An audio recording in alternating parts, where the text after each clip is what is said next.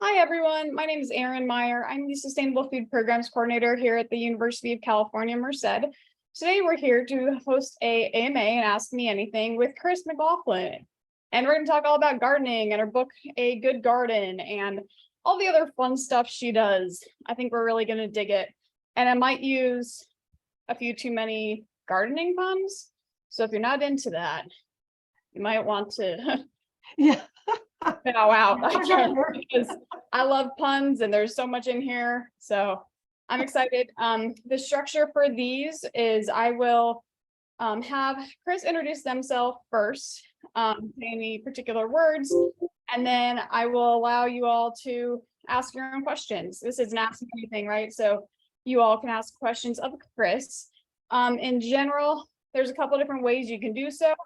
You can either put it in the chat. You can raise your digital hand on Zoom, which if you go to the reactions button, you can click raise hand.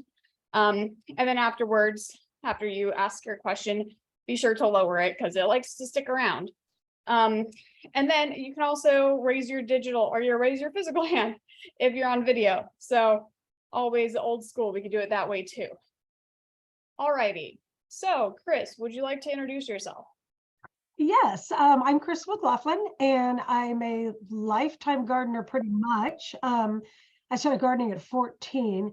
And so anyway, I've been doing it forever. And many years ago, I knew I wanted to do things a little more natural way. And I started doing that. And so we've moved from suburbia areas to different farms. So I've gardened, doing organics and sustainable practices of different types, depending on where I was at. But now we're here on a little farm again, but I'm still using exactly the same things that I did when I was in the suburbs. And so I like to, let people know that they can, really make an impact in their area. Just by doing their own backyard gardens. It's something that everybody can do and help our ecosystems and things like that. And so we also raise Angora goats here. So if you hear any goats, we raise them for their mohair. So we shear them every 6 months and sell their fiber or have them made into something and that sort of thing. So you might hear animals. I don't know. I hope not. I try to get everybody quiet. So yeah, I've got a little doggy over here, so you might hear her pitter pattering a little bit as well. yeah. But the more the merrier, I guess. So it's all good. Yeah, right. Yep, everybody now. As long as they don't bark at the same time, I guess. I've got 6 dogs, so geez. yeah, yeah, we got quite a few. Yeah. All right. So like I said, feel free and start putting questions in the chat if you would like. Or you can raise your hand. Let's see. What fertilizing techniques do you recommend for backyard fruit trees like citrus, figs, avocado? Right. For the first thing that I do is I don't always necessarily fertilize with something that's, how would you say? I don't reach for the chemicals at first. I'm always adding compost and manure to all my plants. So to me, it's a natural type of fertilizer. But otherwise, I definitely, especially things that are going to need, a little bit of acidity and stuff. Then sometimes I will go for the more natural products that we have out there. I'm trying to think. We have a lot of local ones to California. Where it's all pure. It's bone meal and blood meal and all these different things that are naturally sourced, and you're not using anything chemical. But I mean, as far as those particular ones, I mean, I would have to figure out what dosage of which of which thing. I mean, we always make sure we give a lot of compost, especially in the spring and as they go to bed in the fall and things like that. So. But definitely fruit trees, I would like to add a little more. So I would get, something that is for that specific plant, but still without the synthetic chemicals. Sure. Cool. Yeah. Thank you. Also, some questions came in on the registration link. So I will get to those. Let's start there. All right, so how do you incorporate forestry into your farm?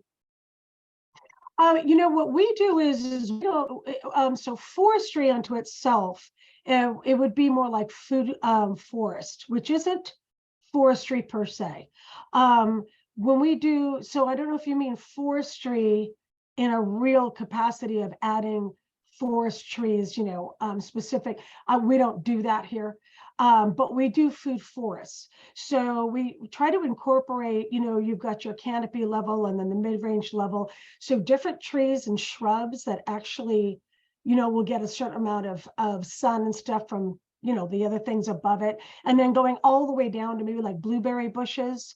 And so we do things like that on our farm, but we've just recently been getting into that. We've only been here a few years. And so we've just recently been turning this one part of our farm into that. Because it is something that's kind of broad. I mean, I'm using a little bit more land than maybe a lot of people might have in terms of doing a food forest, if I'm getting that right, if that's what you're thinking about. I don't do true forestry in that sense, other than supporting our native trees that are here, because we're in an oak forest. So I'm not sure if I answered that the way that they were thinking. They didn't provide any more context, but if they have follow-up questions and they're listening to this recording, or if they're in the audience, I'm not seeing a Ryan, but they can, of course, follow up. Okay. So, by the way, I also would love a digital tour of your garden sometime, or maybe. Oh yeah, when it's out there, like right now, it's like kind of a mess. And our chickens are out there, and which we normally do not let chickens in our garden. New plants and small plants, the chickens are going to shred it up. They will turn a garden so fast to make your head swim. But the cool thing is, when you do have things at the end of the season, and there's things in there that are breaking down and knocking down, we do like to let them in there because they eat everything and they spread everything around and stuff. So right now they are doing that, but we're starting seeds now to get out there, and then we'll have to block them out of our garden area. They're great for getting bugs and things, but they'll also eat the teeny weeny seedlings. They love those, so it will be annihilated. But anyway, right now, yeah, big old mess, but eventually it would be nice to give a virtual tour. That would be great. Awesome. Rain check on that then. Yeah. And it would be fun to show people too. We're putting a brand new pollinator garden in, where we're actually just really purposefully adding things that will call in our native pollinators, which helps us with our, vegetables and stuff. And, and at the same time helps them, obviously. And so we want to actually show people, showcase the plants themselves. Obviously, you would want to put plants that are good for pollinators throughout your yard, throughout your garden. But in this case, we're also trying to make it to where if someone walked through the garden, they would actually get to see and identify those plants, and maybe take a picture and go, oh, I want to do this at my house. So we'll be working on that. So I'm hoping that will look really nice this year too. So 2 questions. How do people know what pollinators are in their particular area and everything? And then also, how can we identify plants? Do you have a favorite application, mobile device, website where we can go to like identify what might be in our garden or our neighbor's garden that we always walk by? Yeah, you know what? I actually, when I do my local research, I do look at, neighbors' things too. That's really a good idea too. Unfortunately, you don't know if the neighbors had put something in there that might be something you don't want to choose. You might choose a different plant over that because it might be something that's invasive or in another way not good. One example is like the butterfly, so the monarch milkweed, that the monarchs, that's the only thing the little baby caterpillar monarchs eat. So when we go to plant that native, you want to plant the natives that are local to your area. And there's one, and now I'm trying to remember the name of it. if there's one that they sell, I don't want to say, I don't want to say the nursery name, but they have at some of the bigger box nurseries. That's a really cool looking milkweed. And right now it is escaping me. Oh my goodness, what that one is. Anyway, it's one that's popular because it's very colorful. And it actually really isn't so great for our guys here. I mean, the premise is nice, but they're actually finding that that is not really the right one that we need to have here. So, we have a showy milkweed and a narrow leaf milkweed, and I think maybe two more, some that are more local in the Los Angeles area that you might want to plant. So looking around at your neighbors is really great. I don't really specifically have an application that I use for ID. Other than, wait, let me think. What is the one? Darn, you know what? I'll add it to the chat under here. I do use an app on my phone for plant ID, but as far as researching for pollinating plants, I literally just do that research. On online, or I've just been doing it so long, I kind of, know where to look. But I could add those resources, into this, or, as a follow-up, if that's possible to do. But really the biggest thing I think people really should learn about, and there's so many great books and things on this for IDing bugs, there's apps for IDing bugs, is really get to know what you're looking at in your garden. When I was at a nursery one day, because I eavesdrop on everybody, I overheard someone, and they brought in this little pretty hideous looking creature. And it was black and red, and it was just, it looked like a prehistoric alligator thing. And the people were asking them there, what can I use to kill this? Because these guys are all over my garden, and I'm just going to destroy it. And the young person there was looking at it and trying to figure out what it was. And I leaned over and went, no, that's the cavalry, guys. And it was just a baby ladybug. And those guys are just hideous. They're creepy, but they eat 1 billion times more aphids than even their parents do, the adult ladybugs. So I thought, no, you don't want to wipe those up, but they just didn't know. They had no idea. It looked creepy. They figured it was a bad thing to have. So, my, one of my biggest things is just to research what you're so afraid of that is making a mess, or, destroying something. And also what real destruction is. And I talk about that in my book. What is true damage and what is just damage? We've kind of been with grocery stores and things, and then bringing in the perfected things, and us only seeing things that look absolutely perfect. And in the case of apples, they actually have wax on them. They're really looking beautiful. But we always think if there's one tiny blemish or something wrong with that. And it is, it's just not so. It's what our idea is of perfection. And so if there's a couple of leaves that are munched, meh, you're getting mostly everything else. The nature's in balance at that point. If things are wiped out completely to the ground, then you're wanting to take a look at something bigger and try to, help get everything balanced better. But I think a lot of it is just learning to ID what's in our garden, so we know what we can plant to bring them in. Sorry, that was so long-winded. No, I appreciate the thoroughness of that. That was helpful. What do you recommend for the plague of snails? Something natural. In the past, fortunately, we don't have a lot where I'm at right now, so that's pretty good. But one of the things that I like to do is lay a board in the area, just get a regular board laid in the area where they are, and wet down the board. And if you peek at it in the morning, really early in the morning, doesn't have to be 5 o'clock, but you're in the morning dew out there, and you turn that board over, usually those guys are clinging to the bottom of the board, and then I toss them. I have also used a product called Sluggo. I haven't had to in so many years, but Sluggo actually, it just makes them stop eating. So it's a stomach irritant situation. They quit eating and they die. And it's everything I've read and heard and looked up and researched. It's safe for wildlife and all that, but and I'm always trying to do different things like the board idea and stuff to keep the slugs and stuff out. We've also paid our children when they were little. We have adult children now.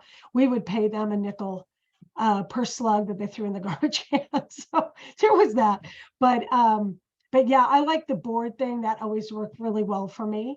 Some people, you could get copper strips and actually put those copper strips around if you do have a raised garden bed that's made with wood or something that it can adhere to. If you put the cotton strips around that, the slugs can't go up onto your plants through there. So, I mean, that's another natural way. Unfortunately, there's many of us with gardens where there's nothing really to really make sure that goes around. So it wouldn't be applicable in some cases, but for some people that might be a good choice. Excellent, thank you. How to prevent my cucumber plants from wilting mid-season? Good question.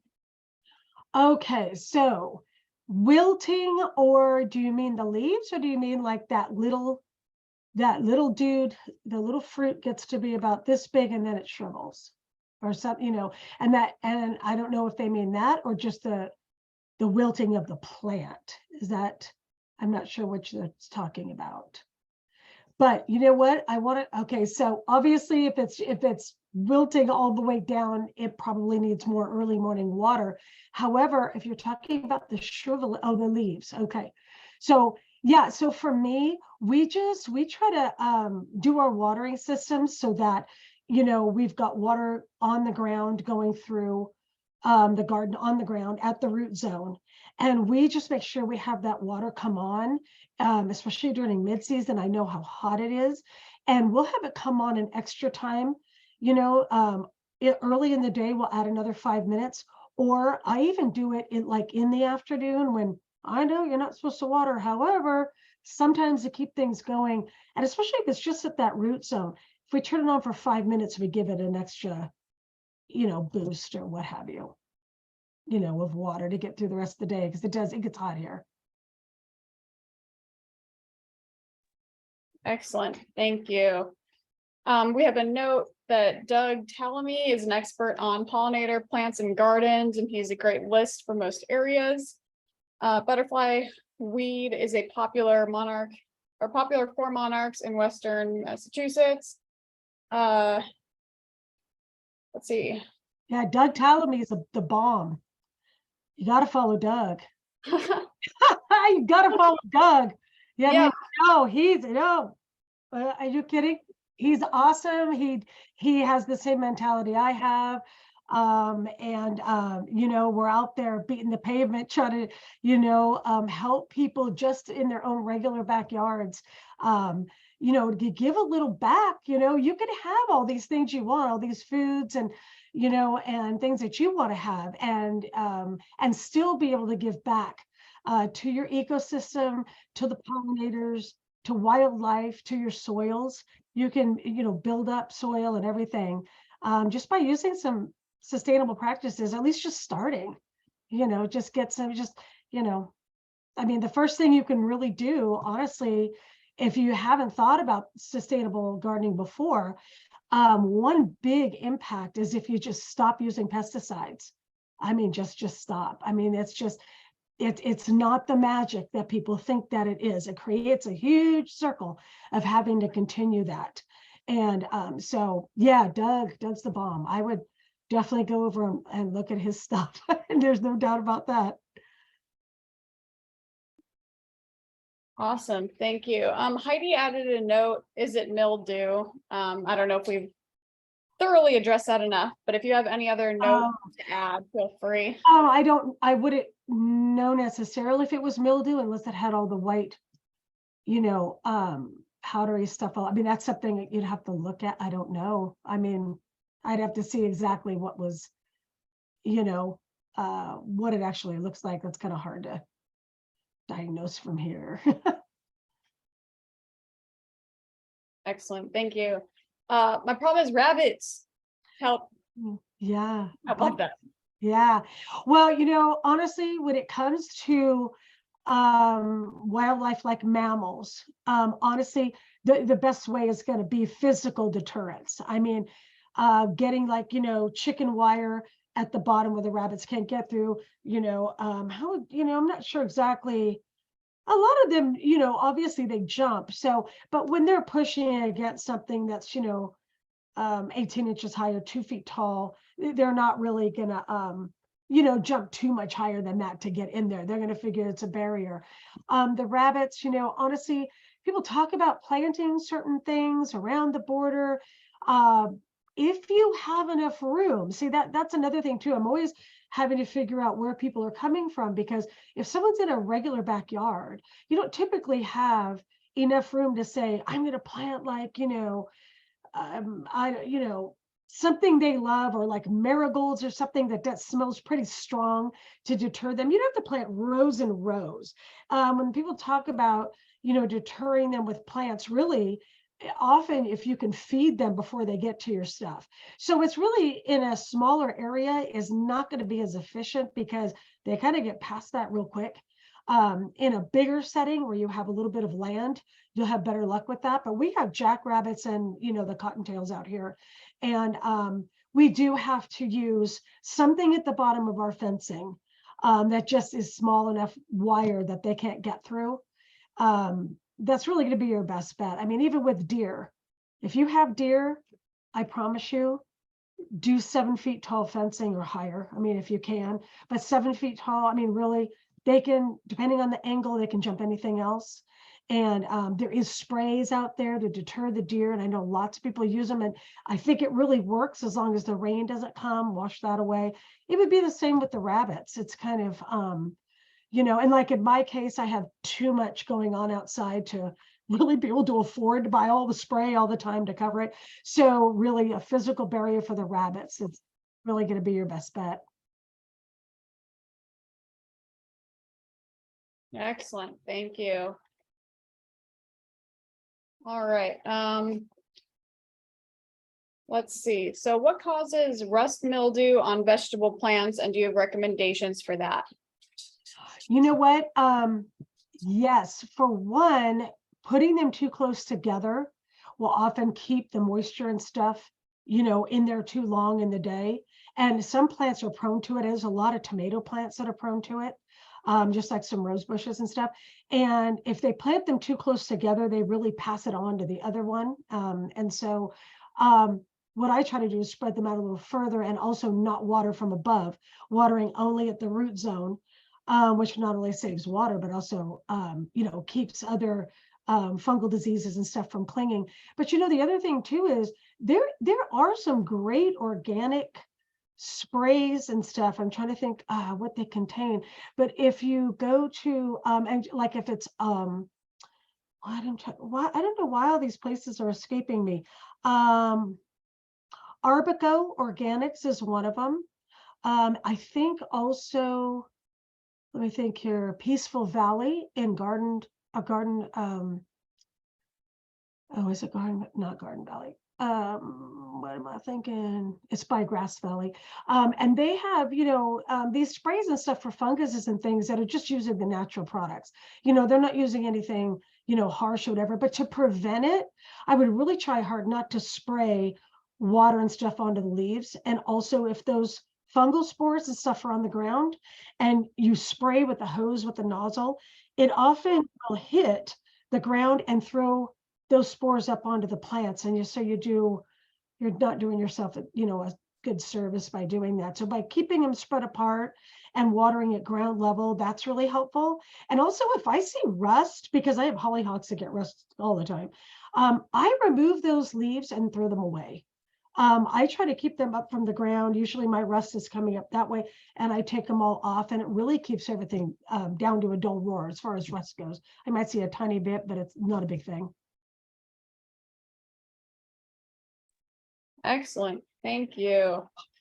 Something is eating my new ranunculus, I think that's how you say that, shoots to the ground. What is it likely to be? How can I deter it? Oh gosh, it could be a million things. It can be earwigs. It could be even birds. Oh,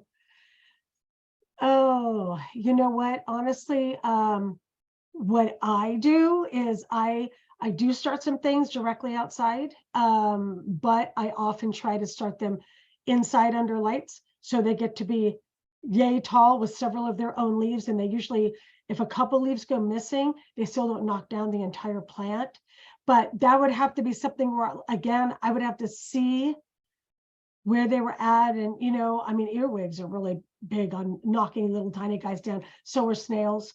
And like I said, even birds, when those tiny plants are coming up, the birds will even fly down and eat them. I had trouble like that with my lettuce one year. You know, again, that's a hard one to know for sure what is happening. So I apologize. I mean, unless we see the situation.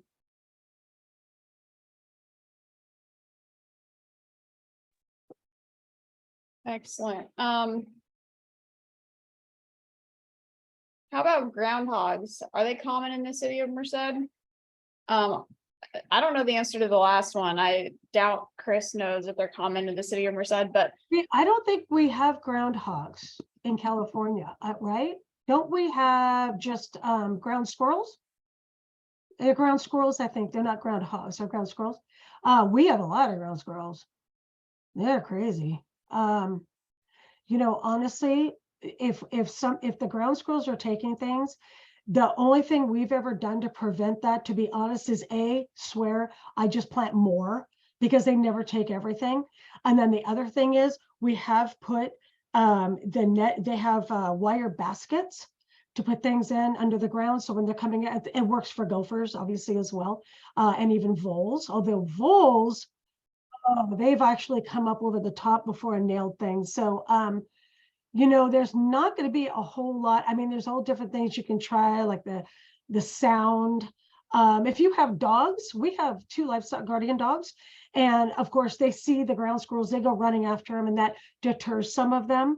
And then also caging things, putting things just right, if they aren't going from underneath, but they're coming up over the top, like our voles were doing one year. And we actually, things that they just were really nailing, we actually put a cover over the top of them. awesome. Barbara, to address your first question, yes, this recording will be sent out to anyone that registered for this afterwards. So you'll get that recording, see what you missed. But then you had a question. Do you have references for good plants and herbs given the Central Valley clay soils and extreme heat and dryness in the summer and wetness in the winter? We're interested in supporting pollinators and birds and want flowers, vegetables, and herbs. My husband has been doing a lot of container plants and hand watering. Okay, so let me see if I can, I can see, now I can see the chat. Oh, see, I'm blind as a bat. I found it. Okay, let's see. You know what? Honestly, any herbs, like I know, like you're saying about the clay and that, I mean, I would work on so like we have a lot of heavy clay too. So what we end up doing is when I go to plant anything, I make a hole. I don't try to necessarily change all of my ground at once, because I'm no-till. So you're not going to see me removing all of my soil and tilling or doing anything like that. So, but I will dig that hole, and then I will add vermicompost. I'll add regular compost. If I happen to have some good garden soil, I'll blend that in there, and I plant the plants like that. And then I let that plant acclimate to my ground. So those roots are going to go through that awesome stuff I gave them, and they're going to start to reach out hard stuff and go, oh yeah, great, not so great, right? But if you're adding to the top of that area composted material all the time, organic matter, what happens is those redworms that come over there to start help munching that down, they actually will turn that soil for you. They will start to bring that good stuff down. And over the years, your whole soil, that area you're working becomes really, really good. But as far as the dryness, honestly, anything that tolerates the heat, sage, rosemary, what else? Even our bay tree, totally heat tolerant. All kinds, any of these, and remember, a lot of these herbs, like if you're growing herbs for a culinary, a lot of them are from the Mediterranean, which is exactly our climate. We have a Mediterranean climate. So anything that grows well, you know, in Tuscany does well here, also Australia. So, but you know, all those herbs really, really do well. there are some herbs, I'm trying to think, like basil needs a little more water. There's some of these really tender ones, but a lot of these herbs, they take the heat like no one's business. I love herbs. And when someone's just starting to garden, I always say, go for the herbs. They're super forgiving.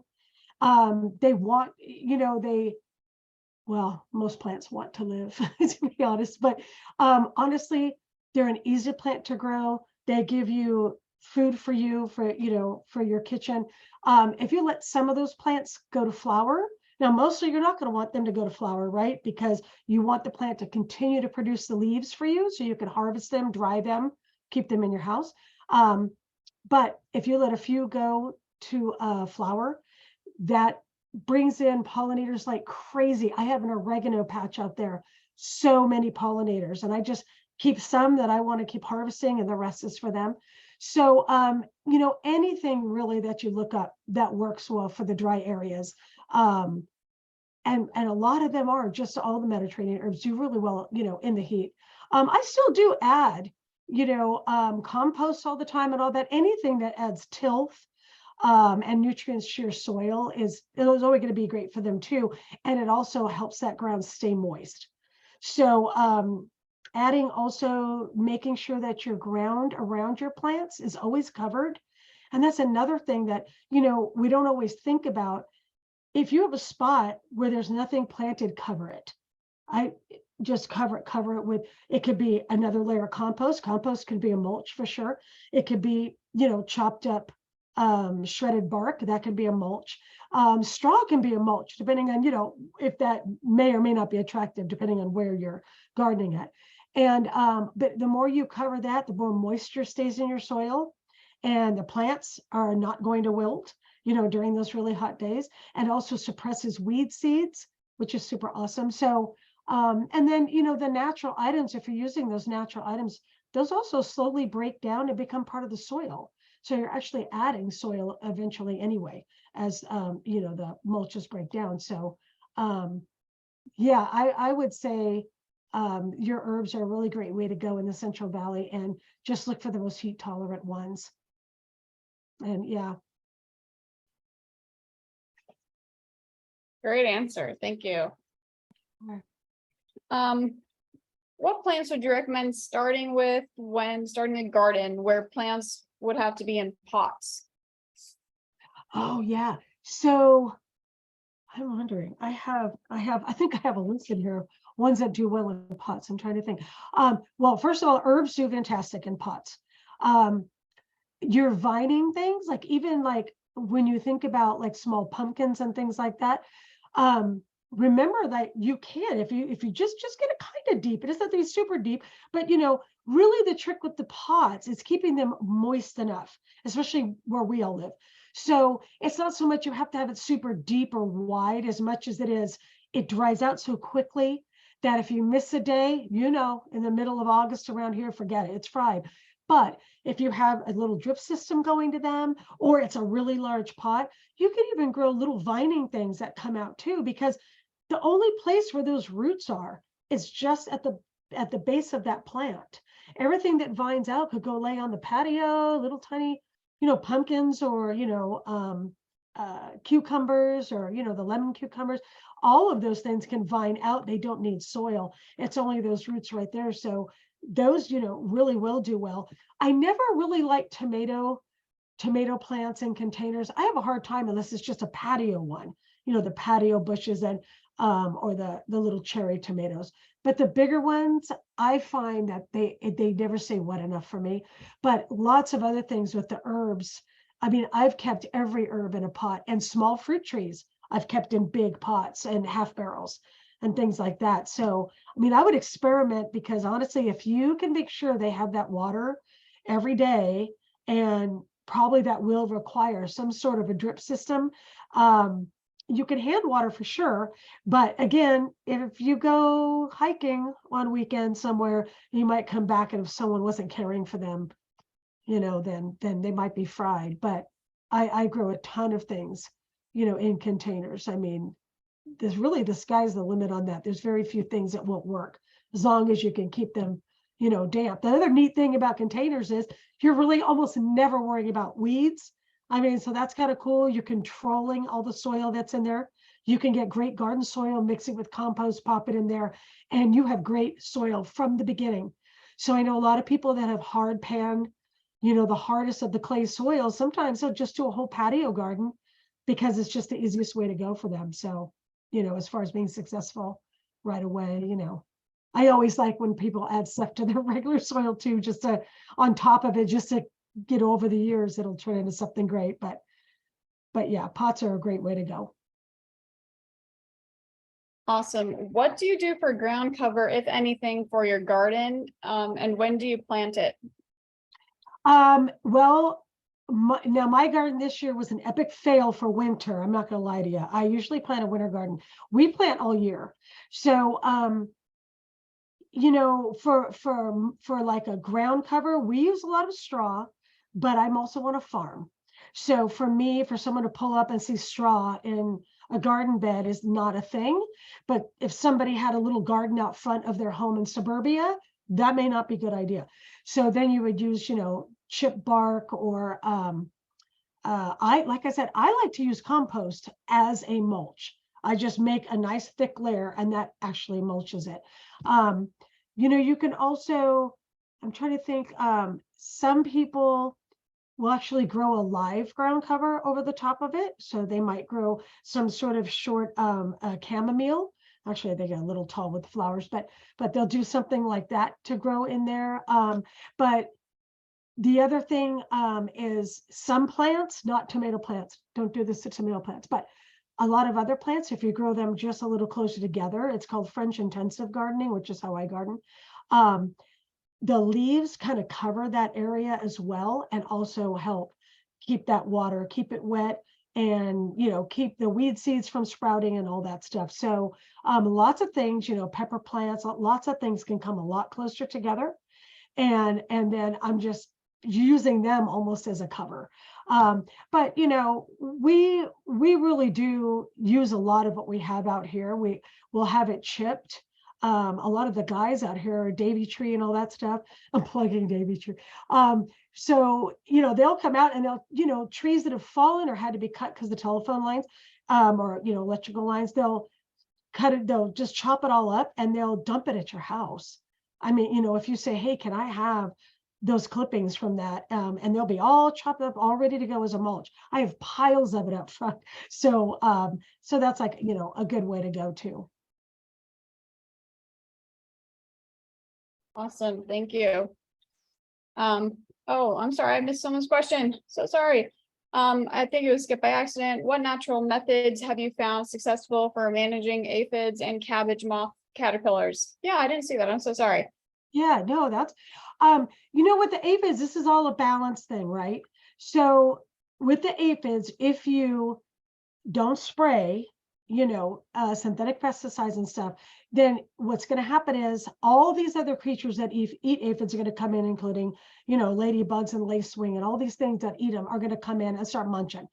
And it happens pretty quickly. And that's why that person had seen all the little baby, ladybugs all over those plants, is because they had come in to eat that.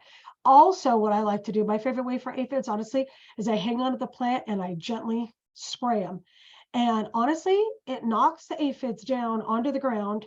It like breaks their mandible. I think, honestly, they're very tender as much as they're little beastly things. They're tender.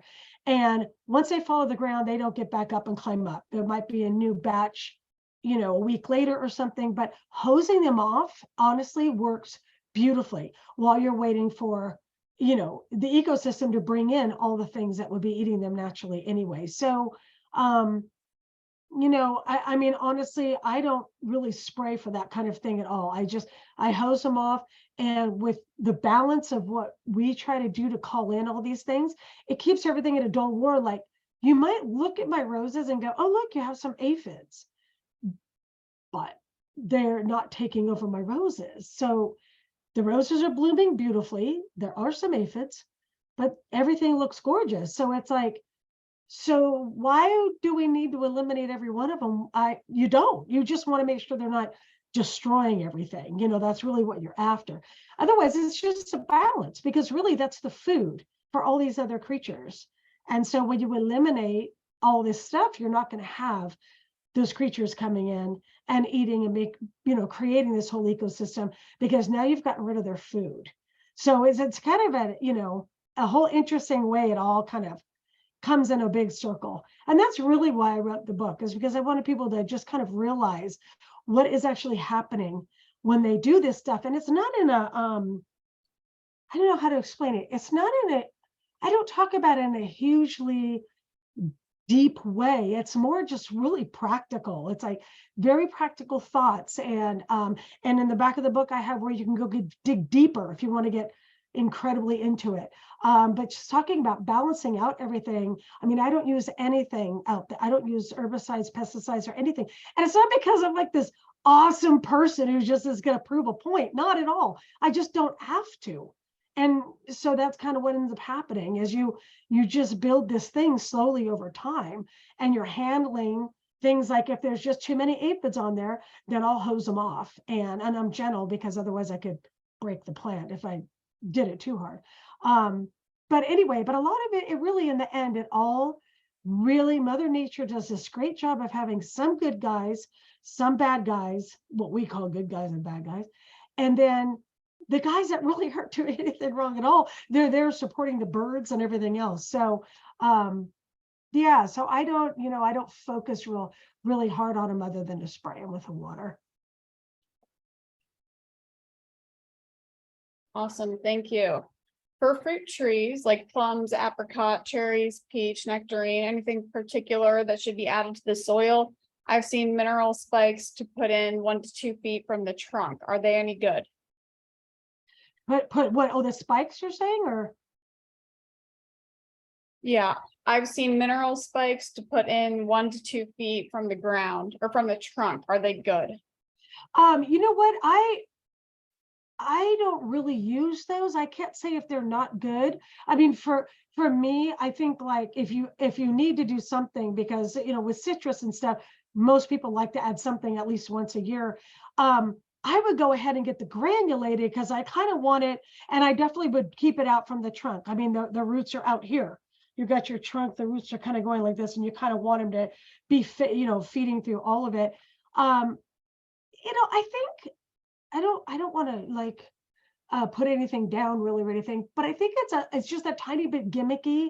The spike thing, I think it kind of seems like, well, if you're busy, you just spike this into the ground or whatever.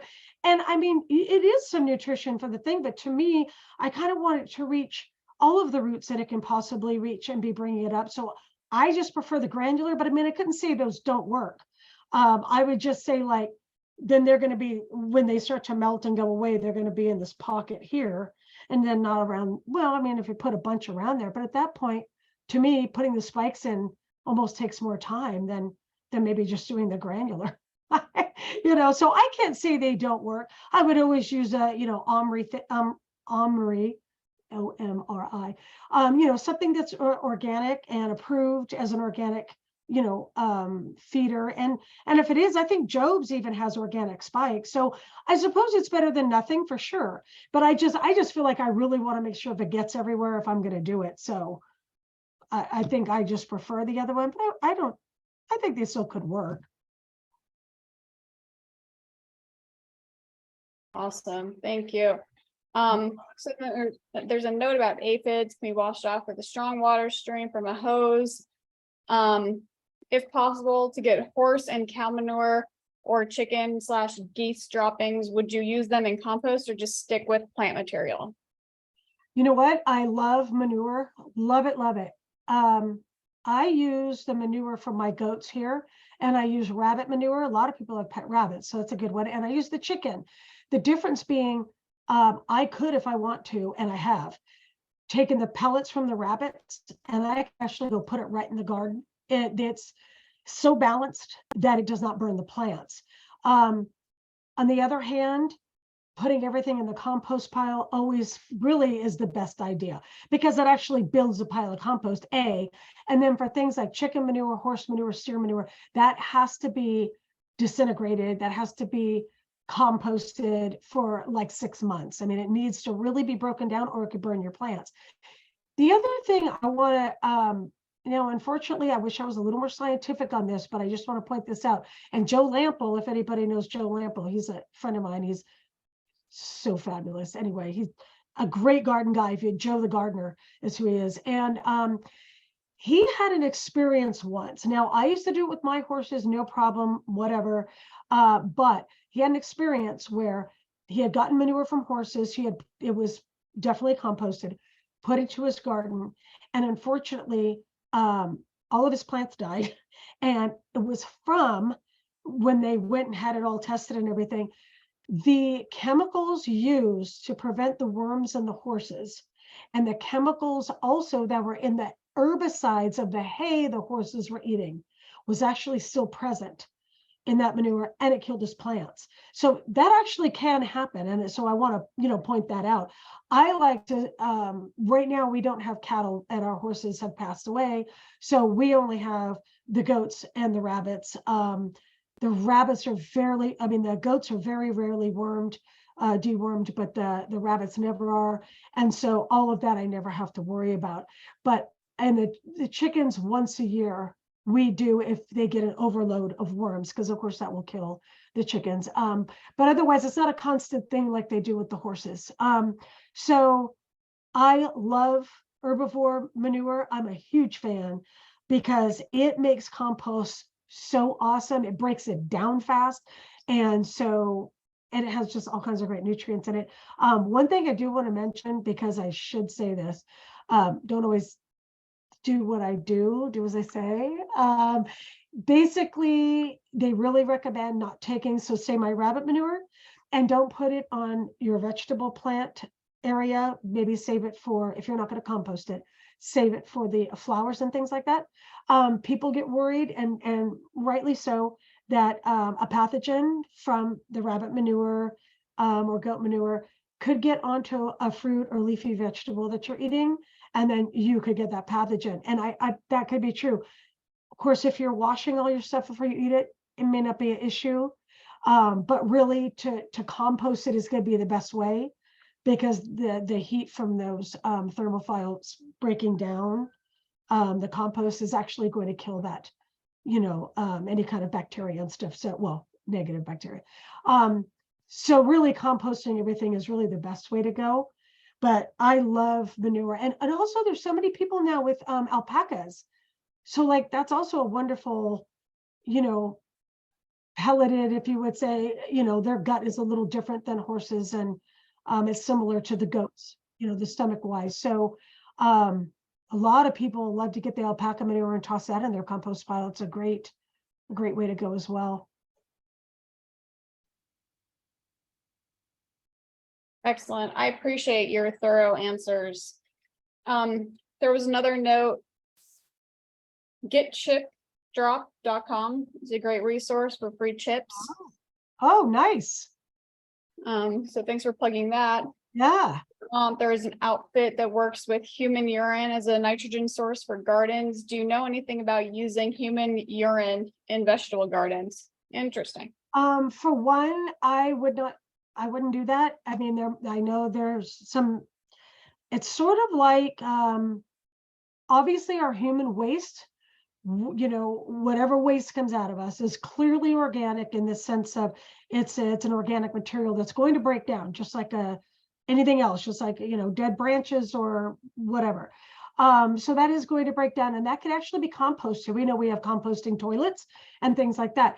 I would never suggest putting that in a compost pile.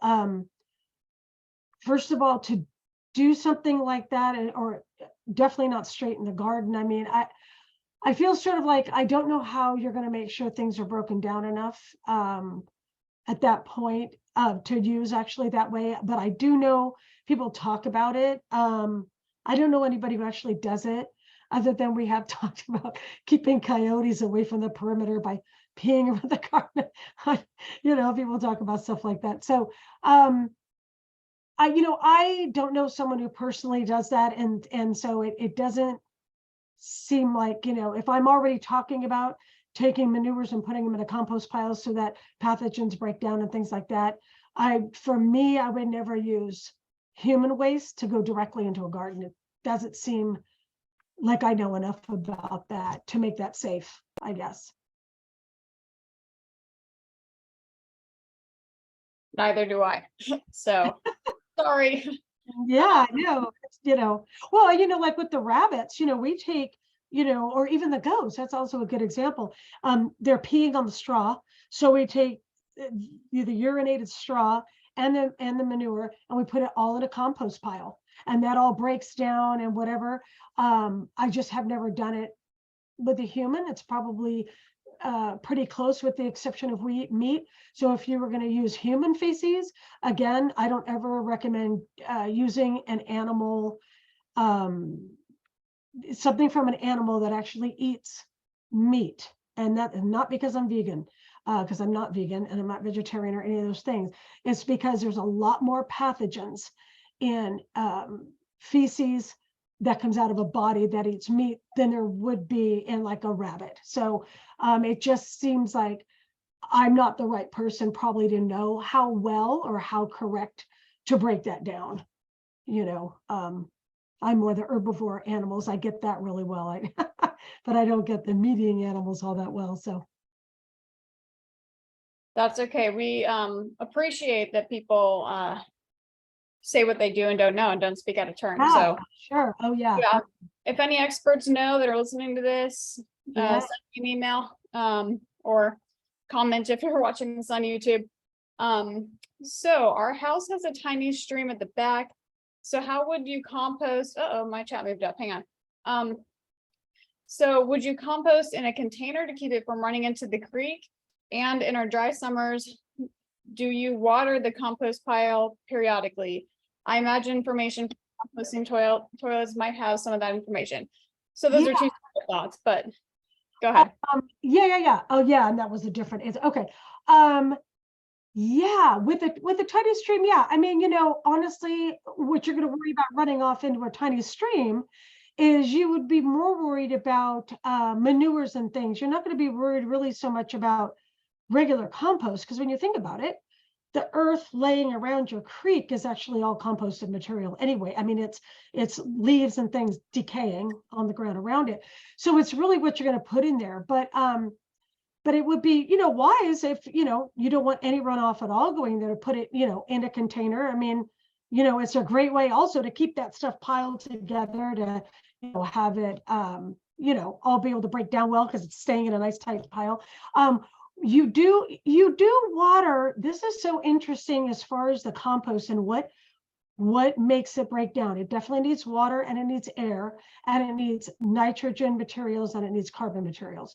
So you definitely don't want it super dry. It will eventually break down, but you don't want it to wait 50 years for that. So you want it to be a little bit damp, like a wrung out sponge. So if your pile was getting very dry, you want to add a little bit in there when you turn it. I mean, I don't recommend turning piles any more than, I don't turn them more than once every 2 weeks. I let those things break down. If you turn them too much, you're stopping, these guys from breaking everything down.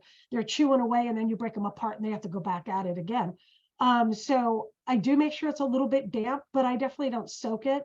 And also, I don't keep my piles necessarily in the full sun. So sometimes mine don't actually all the way, dry out. I think it kind of depends on maybe how big your pile is. But if it's small, it could, and I would definitely add water. Awesome. Thank you. Okay, so in the final couple of minutes, I have one question that I really like to ask people. If you had a magic wand, what would you change about the food system, about gardening, about the earth, and why? What would I change about the system, or just how we look at it, maybe? So like when I have food system experts come in, or like climate change folks, I'll say, like, if you had a magic wand, what would you change about the world or our food system or whatever respective entity they're working on? So like, if you had a magic wand, what would you do? Basically. Honestly, and this is the one thing I really try to get across in my book in as many areas as I can say it, is to leave what we, and I have to add this word, what we call perfection. We have to change what we call perfection. What we have been taught that perfection is these manicured, perfectly landscaped, nothing wrong with a beautiful yard, nothing wrong with landscaping. It's when we see anything out of place as a negative thing. And certainly, it's actually not even true. We call that perfect because it's what our vision, it's Better Homes and Gardens magazine, it's Instagram worthy, it's all of those things. But what we don't understand is when you let a plant, it's done its thing. I leave my my sunflowers up and they're dead and they're hanging and they're like this and they're drying out. And then the seeds are becoming dry. And I'm watching all the goldfinch and all the birds coming and eating those seeds. And someone would say, well, why don't you knock those down? I mean, it's kind of ugly, whatever.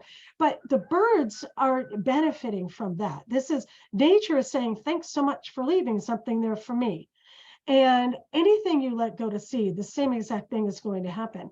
And so this perfection thing where we think everything has to be perfect, or like we were talking about the blemishes on things, we see a couple leaves that don't look quite right. And it's like, wow, like, you know, I mean, you're going to take that fruit from the vine and you're going to go in the house and you're going to eat it. Like, so there was a couple of leaves that were eaten. I mean, the perfection mentality, if we could let the idea of what we think is beauty and what we think is perfection, if we could just try to teach people that that is actually not the truth, it's just a visual thing, then I mean, I think that people at that point, if they altered how they thought in that way, they wouldn't be so afraid to let some of these sustainable practices, let them take hold, you know, have some patience for them, let a few things get eaten. And I mean, we sacrifice, we have these curly willows. We used to sell the branches from these curly willows. And these butterflies had covered, the caterpillars had covered one of them and was eating it. And they just annihilated it. All the other ones were fine. That one was annihilated. We let it happen. All these gorgeous butterflies were everywhere because we let it have that.